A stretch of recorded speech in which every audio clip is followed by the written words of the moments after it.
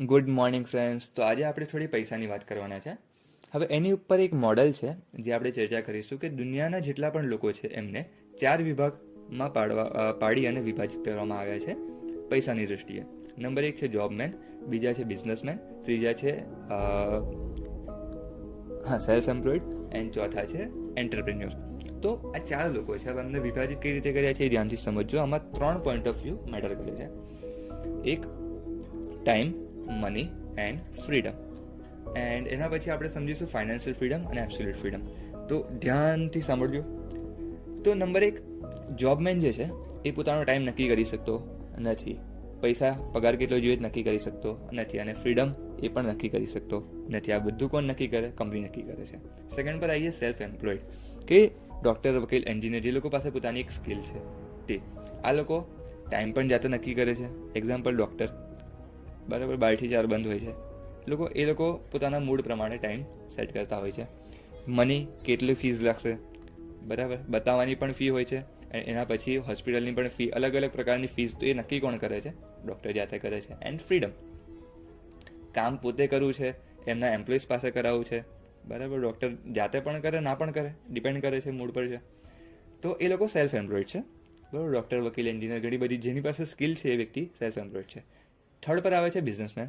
હવે બિઝનેસમેન શું કરે છે કે ભાઈ હું એક દિવસમાં કામ કરીને મારી પાસે ખાલી 24 કલાક છે, તો શું કરી શકાય? હું એક માણસને હાયર કરું તો એ 8 કલાક કામ કરે છે, બીજા માણસને હાયર કરીશ તો એ 8 કલાક કરશે, 10 માણસને હાયર કરું તો 80 કલાક થઈ ગયા. તો અહીંયા હજારો લોકો કામ કરે છે કંપનીની અંદર, અને ફાયદો કોને થાય છે? કંપનીના માલિકને થાય છે. આ છે બિઝનેસમેન. હવે બિઝનેસમેનથી ઉપર જઈએ તો એન્ટરપ્રેન્યોર આવે છે. Jio, Airtel, Vodafone. જીઓએ શરૂઆતમાં સિમ ફ્રીમાં આપી દીધા, પણ હવે એ ચાર્જ કરે છે. લાઈક એ લોકોએ એક સિસ્ટમ બનાવી દીધી કે જ્યાંથી એમને રેકરિંગ રેવન્યુ મોડલ, પેસિવ ઇન્કમ આવ્યા કરે, બરાબર. તો એકવાર તમે જીઓનું સિમ લઈ લીધું, દર મહિને રિચાર્જ કરાવવાના, તો દર મહિને જીઓને તમે પૈસા આપતા થઈ ગયા.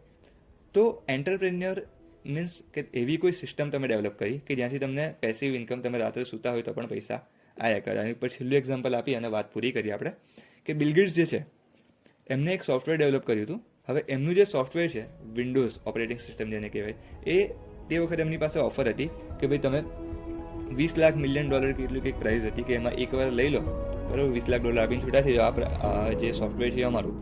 તો બિલ ગેટ્સે કીધું હતું કે તમે જેટલા કોમ્પ્યુટર ઇન્સ્ટોલ કરો ને એમાં એક નાની ફીસ મને આપવાની, એ $5, $10 કે એઝ અ કમિશન, તમે જે ગણો. આજે દુનિયાની અંદર જેટલા પણ કમ્પ્યુટર છે આજની તારીખે પણ, જેટલા કોમ્પ્યુટરમાં વિન્ડોઝનું સિસ્ટમ જાય છે ઓપરેટિંગ, એટલી વાર બિલ ગેટ્સને પૈસા મળે છે. અને દુનિયાના ધનવાન માણસોમાં નંબર 1 પર રહી ચૂકેલા છે.